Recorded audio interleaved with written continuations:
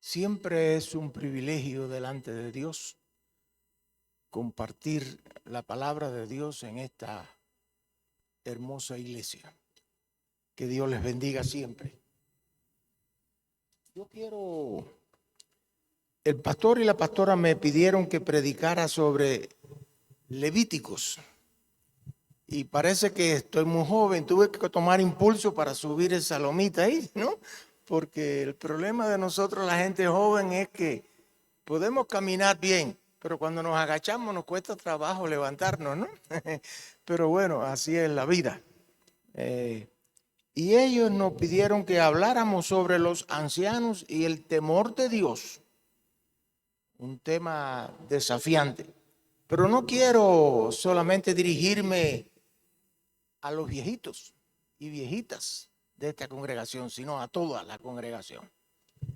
Y vamos a leer el capítulo que nos habían señalado de Levíticos, capítulo 19, del versículo 32 al 37. Así dice la palabra de Dios. Ponte de pie en presencia de los mayores, respeta a los ancianos. Teme a tu Dios, yo soy el Señor.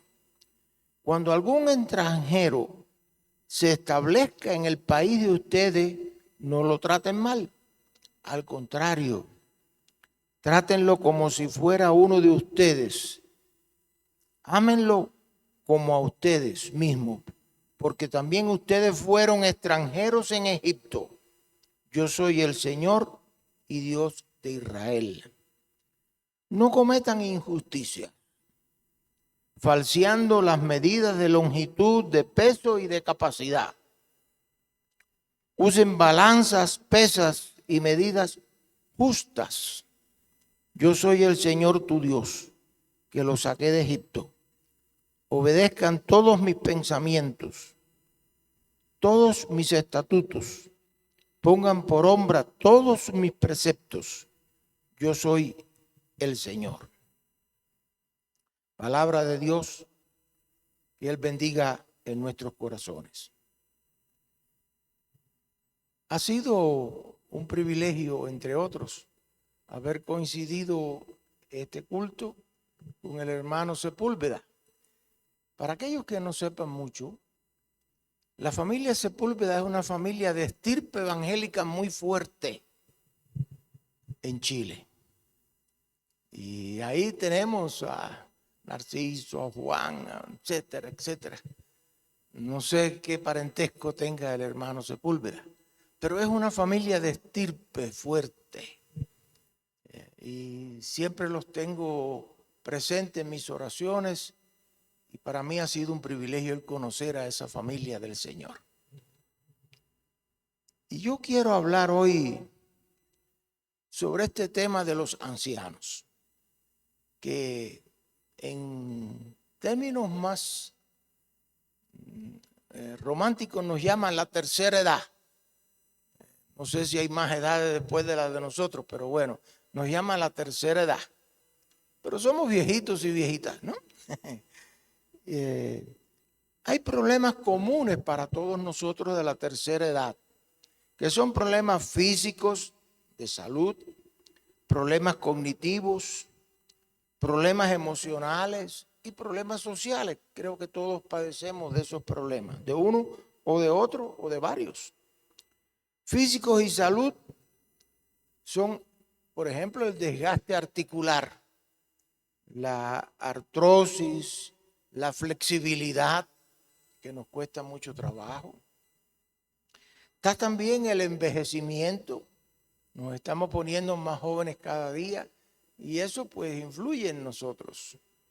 Hay problemas también de enfermedades crónicas, la hipertensión, la diabetes, etcétera. Hay problemas cardíacos. Todos tenemos que ver de vez en cuando al cardiólogo, si es que accedemos a un turno, pero bueno, eso es bastante difícil. Y también tenemos gastos no esperados en salud. Usted va al médico y es una fortuna, es un endeudamiento. porque cuesta la consulta, cuestan las prescripciones o las medicinas, los medicamentos. Ninguno baja de $30. Es algo escandaloso. También tenemos problemas de vulnerabilidad. La soledad, creo que esto nos afecta a muchos. Nos sentimos muy solos. Nietzsche, este filósofo alemán, decía: el valor de una persona se mide por la cantidad de soledad que aguanta. Y creo que él estaba muy en lo cierto, aunque tuvo desacierto, pero estaba muy en lo cierto de decir: el valor de una persona se mide mucho por la cantidad de soledad que aguanta. Está también el temor a las caídas. Todos tenemos temor de caernos, de tropezar, caernos, porque si nos fracturamos un hueso, que son débiles, tenemos grandes problemas. Y también hay una discriminación por la edad. Nos echan a un lado: ya está viejito, que se ponga a un lado. Yo quiero revalorar de nuevo nuestra edad y dar gracias a Dios por esto. Pero en realidad no podemos negar que se afecta en general nuestra calidad de vida. ¿No es así? Nos sentimos afectados. Ecuador y en todo el mundo, la población de la llamada tercera edad está en aumento. En el censo de 2010, realizado en Ecuador, nosotros representábamos una población de 900.905 habitantes de la totalidad de personas. Ya debemos estar muy por encima del 1.000.000 de personas. En aquella época representábamos el 6.6 de la población total. O sea, ya es una población que se hace viejita. Y de ahí vienen los problemas de retiro, de IES, de todo lo demás. Pero esto es un problema que hay que tener en cuenta. También tenemos los problemas de tensiones generacionales. Eso siempre ha existido. Los jóvenes tengan un poquito de paciencia con nosotros los viejos, porque todos llegamos a esta edad. Ojalá que Dios permita que ustedes lleguen a la edad que nosotros tenemos. Pero hay tensiones generacionales. Yo recuerdo que una vez había predicado en una iglesia indígena en el sur. Y cuando venía de regreso, era uno de esos días significativos, creo que era un 24 de mayo, habían cerrado todo el tráfico por los túneles y me desviaron hasta un parque. Oiga, allí me tocó escuchar un concierto de una banda urbana. Casi me vuelven loco, porque esa música es bastante estridente, pero bueno, a los jóvenes les gusta y hay que entender que les gusten. Pero me recuerdo que vino una mujer policía y me dijo: ¿está sufriendo un poco? Le digo: no, usted no se imagina lo que estoy sufriendo, estoy loco, ya estoy por saltar por la ventanilla del auto ya, porque no aguanto. ¿Cuándo se acaba esto? Y ella me dijo: no, vamos a que usted pase. Me vieron la cara ya de anciano y me hicieron pasar y pude llegar a la casa sano y salvo. Pero aquello era estridente. Y yo decía: esta música yo no estoy acostumbrado. Y hay que acostumbrarse a la música urbana. Es repetitiva, estridente, etcétera, etcétera. Cada uno tiene. Yo creo que es una música que tiene su valor y que a los jóvenes les gusta y hay que escucharla.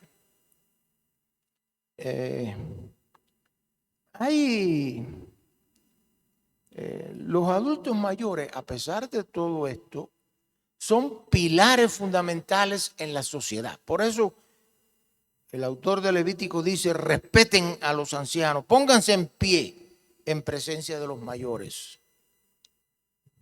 Y yo diría, porque las contribuciones de los adultos mayores, vamos a llamarlo en estos términos, van desde la transmisión de saberes y tradiciones Es decir, son los guardianes de la cultura, hasta lo que pudiéramos llamar todo en la vida. Aún desempeñan en esta época un factor importante en la economía de la familia y también en el cuidado familiar. Creo que todos tenemos más o menos que los padres nos dejan a los nietos para que los cuidemos, ¿eh? Y eso es un gran privilegio para nosotros, pero es una responsabilidad. Y en la iglesia se ha desarrollado todo un ministerio muy rico, muy variado, para atender a las personas de la tercera edad. Yo no sé si en esta iglesia existe un ministerio de la tercera edad. Les invitaría a que piensen y reflexionen de la necesidad que tendremos de tener un ministerio de la tercera edad. Generalmente este ministerio se ha concentrado en tres aspectos fundamentales, que es lo que pudiéramos llamar la soledad, la discriminación por la edad, ¿no? Y la ayuda a los viejitos y viejitas de nuestras congregaciones. Hay veces que hemos perdido la fuerza. Mi hija me decía el otro día: papi, ya me estoy poniendo vieja porque no tengo la misma energía para hacer las cosas que yo antes hacía. Y yo decía, bueno, eso es normal, y eso que todavía no has empezado, deja que tú empieces. Espera, no te impacientes. Y yo quiero pensar en esta mañana con ustedes, a la luz de este pasaje, en tres elementos que creo que los ancianos y ancianas de nuestra congregación aportan a nuestras vidas y a la familia. Uno son los valores, pero no cualquier valor, sino los valores del reino de Dios. Y este pasaje bíblico hace énfasis en dos: el amor y la justicia. Son pilares fundamentales. En segundo lugar está el precio de la verdad, que después vamos a reflexionar. Y la fe, por último lugar, la fe centrada en la esperanza. Se tiene fe cuando se tiene esperanza. Y yo quiero pensar con ustedes en estas tres cosas.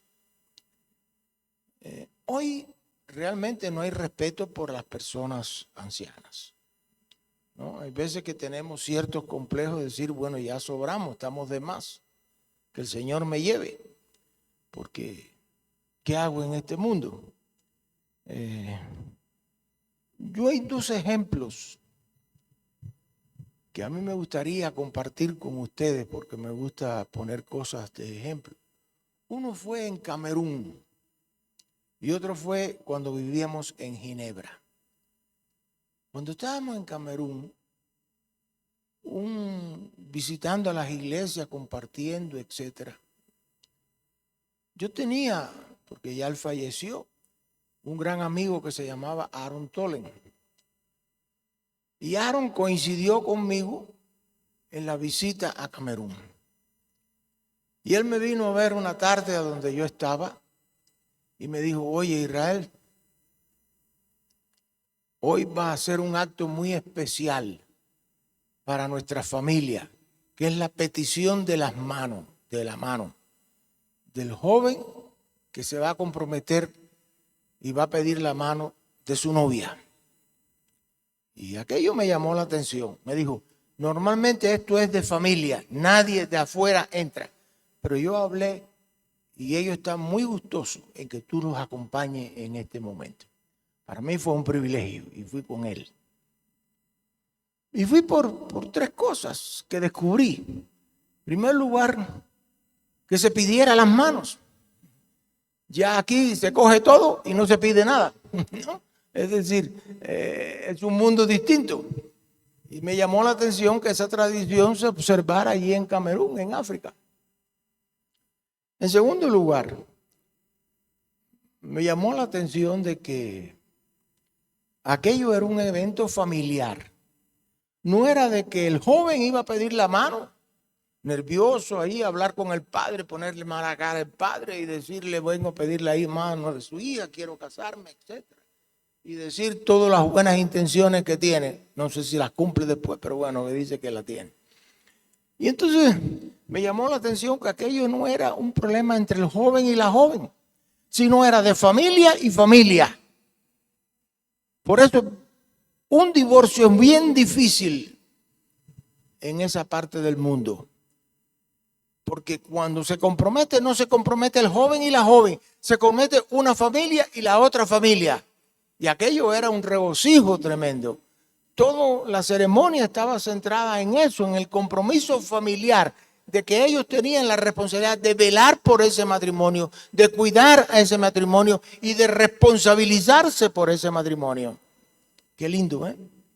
Y me llamó la atención tremendamente. Aquello terminó como al ecuatoriano, con una comida, como era lógico. Cada uno trajo sus cosas y exquisito fue todo. Y fue una fiesta de familia. Y en tercer lugar, yo pensaba de que aquella ceremonia la iba a dirigir mi amigo Aaron Tolen, que era la figura más prominente de aquella familia, incluso era profesor en París y de una universidad muy famosa, la Sorbona. Y él no, él se sentó como uno más. El que dirigió aquella ceremonia fue el hermano mayor. Y me llamó la atención, porque en la tradición de África, igual que en la tradición indígena, en otras tradiciones, en América Latina, la ancianidad se respeta, se venera y se reconoce. Y para mí fue una alegría ver que aquel hombre que tenía muy poca educación, pero dirigió magistralmente aquella ceremonia. Nosotros en Ginebra había una ancianita en el edificio nuestro que estaba sola, muy sola. Y nosotros de vez en cuando íbamos y la acompañábamos. Y un día su hijo, que casi nunca venía a verla, se ocupaba económicamente, eso sí, pero no venía. Me vino a ver y me dijo, yo quiero hablar con usted. Digo, está muy bien, hablemos. Y nos sentamos. Y aquello él me dijo, yo quiero primero agradecerle lo que están haciendo ustedes, su matrimonio, por mi madre. Y me dijo, yo quiero pagarle ese servicio. Y recuerdo que yo lo miré y me dije, no se ponga bravo, pero me está ofendiendo. ¿Pero cómo? Yo no lo he dicho, sí. Porque nosotros lo hacemos por amor, por acompañar a esa señora. Pero no interesado por dinero. Incluso le reconozco que usted está tratando de mantenerla, que ella tenga un recurso económico, que no siempre le es necesario. Pero yo le reconozco eso. Lo que sí usted tiene, que tiene condenada a su madre a una soledad extrema. Y ella lo que añora no es su dinero, sino su compañía. Y si usted me permite, yo lo que diría que en lugar de pagarnos por esos servicios, usted le dedique un tiempo mayor a su madre. Él me dio las gracias, terminamos bien. Yo pensé que íbamos a terminar mal, pero no. Terminó bien. Y creo que reconocer que él a partir de ese momento se ocupaba un poquito más de su mamá, cosa que nos alegró. Y yo decía, bueno, qué contraste en un país pobre y en un país rico. Y cómo se da la experiencia. Yo diría, hoy acompañemos a nuestros ancianos. Y creo que los ancianos tienen tres cosas que nos pueden aportar muchísimo. Uno son los valores, la ética. Hoy hay una crisis no solamente económica o social o política o lo que ustedes quieran. Hoy hay una crisis de valores en nuestra sociedad y en el mundo de hoy. No es solamente en nuestra sociedad. Creo que Javier, que viene de otras tierras puede dar testimonio de esto. Hay una falta de ética en la sociedad. Ocurren cosas impresionantes. Yo le he contado que yo me entero de lo que sucede en el barrio cuando me voy a pelar con el barbero, que le tiene un nombre muy simpático, le llama el Gato. Todo el mundo lo conoce por el Gato. Y el Gato me pone al día en todo lo que acontece en el barrio. Oiga, porque los salones de belleza de hombres o mujeres son centros en los cuales la gente conversa mucho, habla mucho. Y entonces yo me entero de todas las cosas que pasan en el barrio. Y hay cosas que son increíbles entre las familias. Y él me las cuenta, me las dice y yo lo escucho con mucha atención. Y yo diría, hoy vivimos y nos movemos en una sociedad que ha aprendido a odiar. Hoy a mí me impresiona el odio que estamos señalando. ¿Qué clase de odio? Martin Luther King, ese gran líder norteamericano, pastor bautista, él decía, amar a tu prójimo, porque el odio no se vence con más odio, el odio se vence con amor. Y creo que eso podemos decirlo. Yo tuve el privilegio de conocer, que ya falleció, a una mujer que su hijo fue asesinado por un maleante. Asesinó por robarle. Y aquella mujer, en lugar de odiar a aquel hombre, trató de acompañarlo, lo visitaba, le traía cosas, le venía. Incluso alguna gente lo criticaba, pero ¿cómo? Si ese mató a tu hijo. Él decía, ese es un hijo de Dios. Ella insistió tanto que logró traerlo a los pies del Señor. Y aquel hombre cambió su vida. Y yo la conocí. Y la única pregunta que le digo, ¿por qué usted hace eso? Dice, yo hago eso porque yo tengo a Dios en mi corazón. Y cuando un cristiano tiene a Dios en su corazón, no puede odiar, tiene que amar, sea quien sea. Dice, yo me tomo muy en serio el sermón del monte, porque el sermón del monte nos dice, ama a tus enemigos. No nos dice, ama a tu amigo, a tu gente de tu círculo. No, ama al que no piensa igual, aquel que es tu enemigo, aquel que busca tu mal. Ámalo, porque ese es hijo de Dios. Y yo doy gracias a Dios, porque este hombre se ha entregado a las manos de Dios. Y no creo que he sido yo, ha sido el amor de Dios en Jesucristo, que dio a su Hijo, que murió en la cruz para salvación nuestra, para redención nuestra. Bendito sea Dios por esto. Yo diría, ese amor es muy importante. Y el otro elemento que, para ir avanzando, que habla no solamente del amor, sino de la justicia. Es muy interesante que el autor de Levíticos dice, no cometan injusticias, falseando las medidas. Creo que sabemos eso. Aparentemente hay veces que pagamos el mismo dinero por algunas cosas que compramos, pero sabemos que no pesan lo que debe pesar.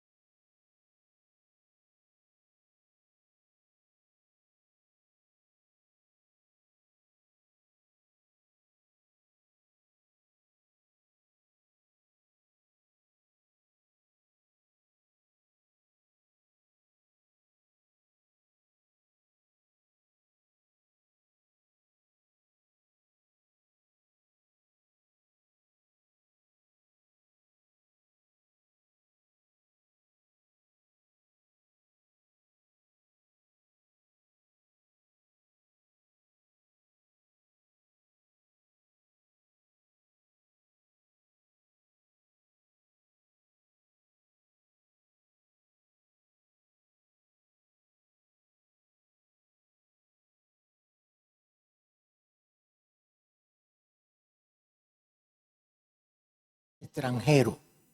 Yo creo que se ha levantado en el mundo un odio hacia el que no es igual que yo, que es impresionante.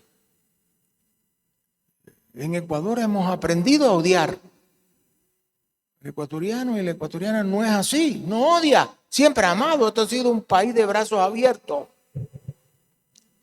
Y en segundo lugar, no cometan injusticias. Cuando un país no tiene justicia, avanza hacia el abismo. Y vemos, a mí me sorprendió mucho en estos días, que una persona es condenada y es enviada a prisión por el hecho de que dijo, oiga, esto de la electricidad o lo que sea, yo no voy a analizarlo. No tengo capacidad para esto. Pero no es justo que lo hagamos porque no tiene el valor que nos dicen. Y por eso lo meten preso. Y lo condenan. Y los mayores responsables están en la calle. Y uno dice, bueno, ¿esto qué cosa es? No puede ser, no puede ser. Un país sin justicia es un país con una justicia tardía o con una justicia parcializada. Cuando un país pierde la justicia, el valor de la justicia, avanza hacia su cataclismo, su hecatombe, su abismo. Segundo lugar,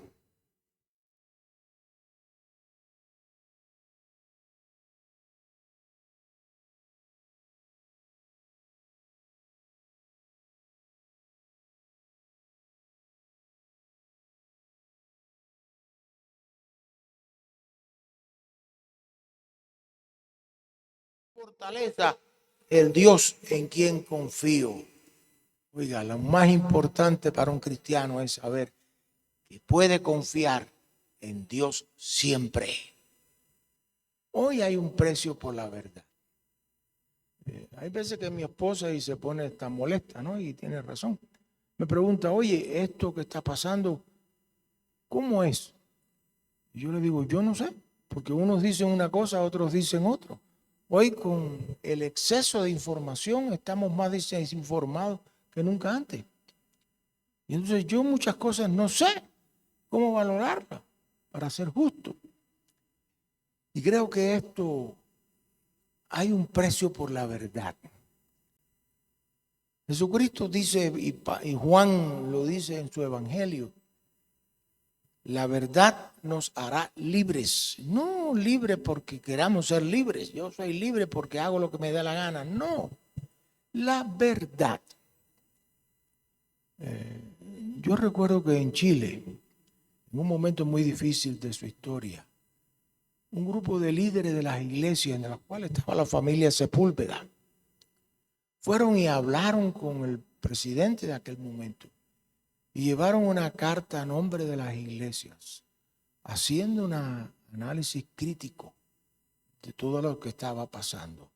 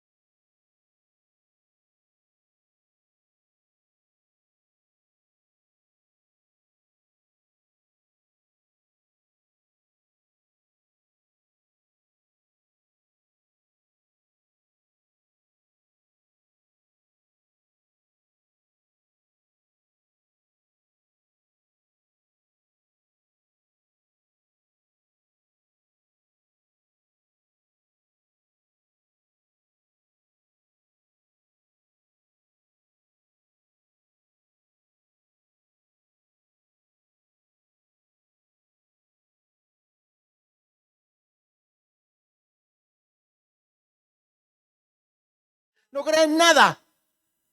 Pero nosotros como iglesia tenemos que proclamar en el Dios que es fiel hasta la muerte y muerte de Jesucristo. Por eso nosotros alabamos a una cruz que está vacía, porque la cruz está vacía, porque Cristo no hace ya muriendo.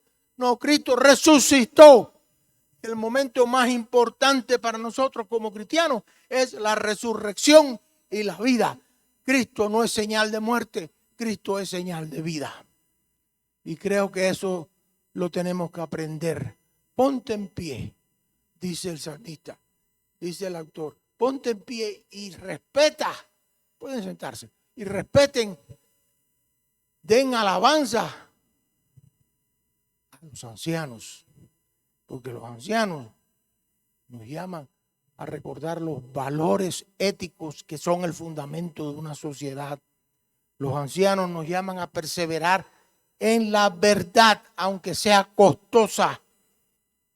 Y los ancianos nos infunden de esperanza hacia el futuro, porque Dios es fiel y fiel hasta la muerte. Por eso yo les digo en esta mañana, hermanos, el fundamento de una sociedad es la familia. Y cuando no se respetan a nuestros ancianos, no nos respetamos a nosotros mismos. Hoy uno de los grandes males de este mundo es que la familia se deshace, se deshilacha, se fragmenta.